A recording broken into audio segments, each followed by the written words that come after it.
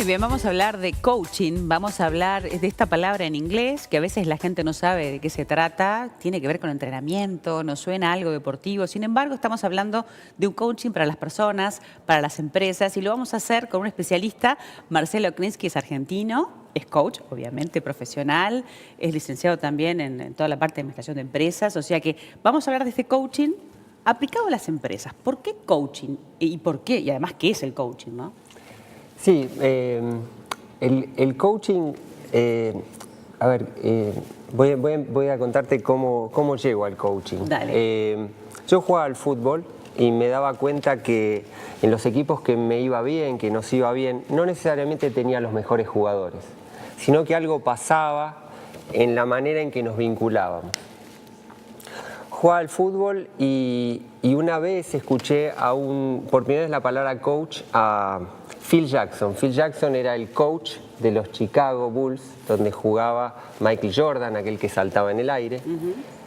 Y después de haber ganado 4 NBA, le preguntaron a Michael Jordan, ¿y vos por qué te quedás en los Bulls?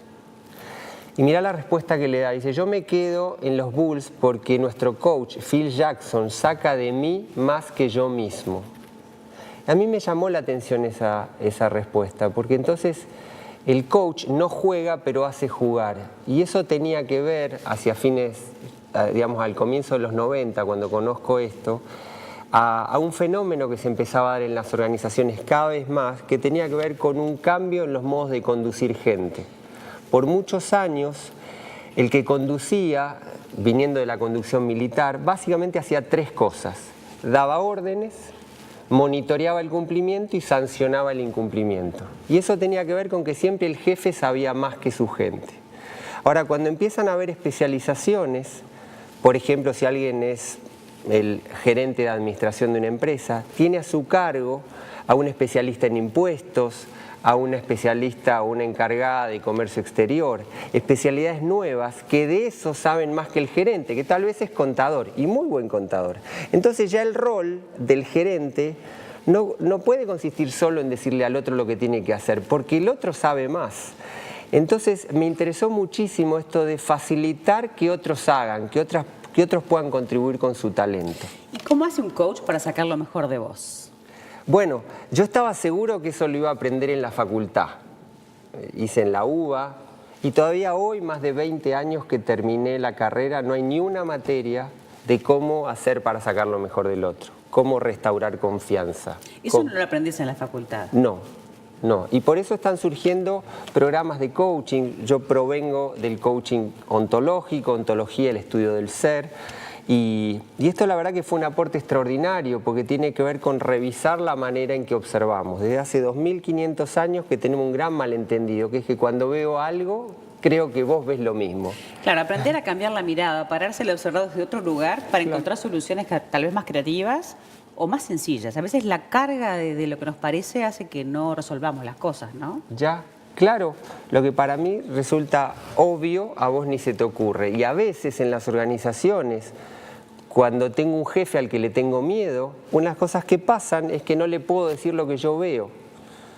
Entonces empecé a ver cómo el fenómeno emocional, que tampoco lo estudiamos en las organizaciones, talla decisivamente. Si yo estoy enojado voy a poder gritar, voy a poder pegar un puñetazo en la mesa, pero no voy a poder escuchar.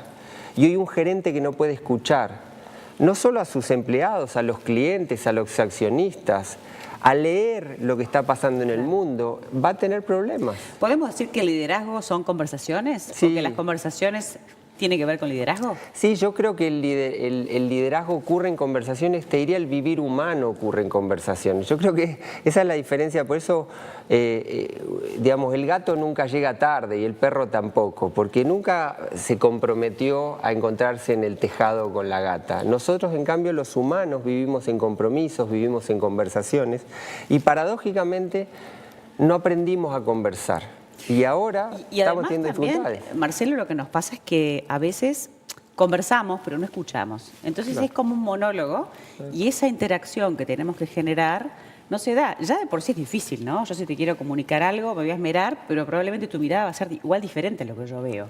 Claro, lo que digo es que eso no tiene que ver con que haya algo malo en nosotros, sino que tenemos un gran malentendido de que cuando vos decís, yo te estoy escuchando exactamente lo que vos dijiste. Y los seres humanos, y ahí está el aporte de las neurociencias, tuve la oportunidad tremenda de aprender con Humberto Maturana también, un biólogo chileno, que él lo que trae es que los seres humanos somos sistemas cerrados. Entonces, cuando alguien habla, yo te escucho con lo que mi biología me permite, con las palabras que puedo pensar.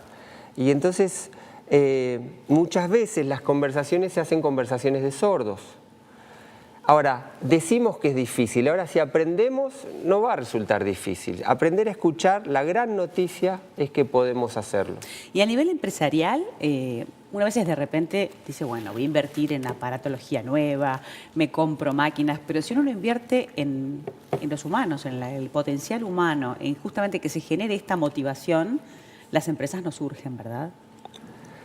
Es que ahí nos encontramos con empresas y empresarios que creen en su gente y otros que lo toman como meros recursos. Entonces ya nos dimos cuenta, por eso nuestra empresa se llama Crear Contextos, que primero chequear si la empresa está dispuesta a moverse solo de la tecnología.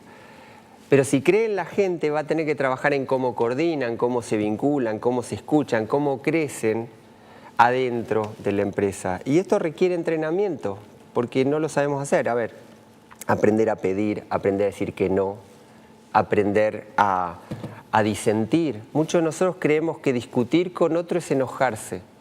Y muchas veces nos encontramos que vemos las cosas diferentes, pero no por eso tenemos que estar en guerra.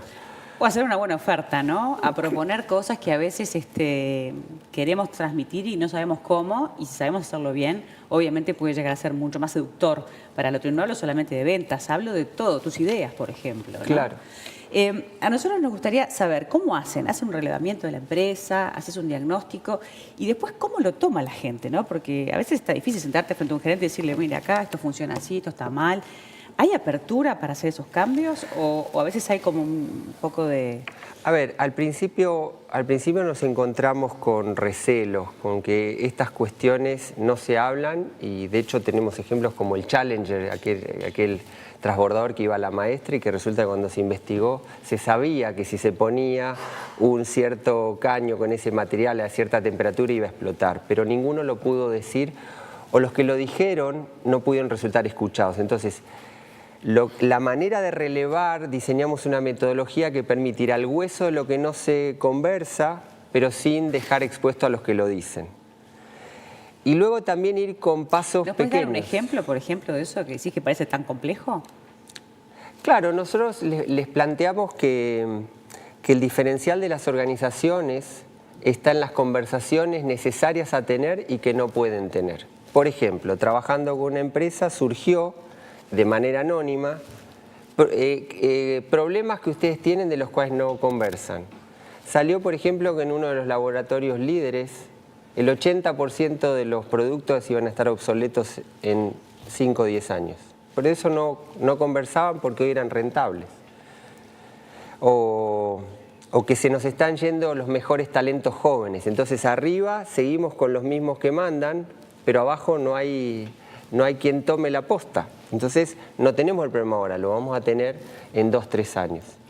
Entonces, cuando empezamos a mostrar, a proyectar la empresa al futuro, empiezan a surgir otras inquietudes que el mero puro presente. Claro, además en un mundo tan competitivo, ¿no? De producción y que si no produce, bueno, te cambian, ¿no? Entonces, cada vez hay más capacitación, pero a veces falta el aspecto humano, ¿no? La emoción, las ganas, el compromiso, muchas cosas que son también importantes. Sabemos que tenés una trilogía de libros Sí. y que acabaste de presentar uno, que me gustaría contarlo para que la gente que está en el tema pueda acceder al mismo. Sí, el libro la trilogía se llama GPS para coaches y coachados del siglo XXI, una conexión con lo vital. La verdad que a mí lo que me gusta más es el subtítulo, que tiene que ver con la conexión con lo vital.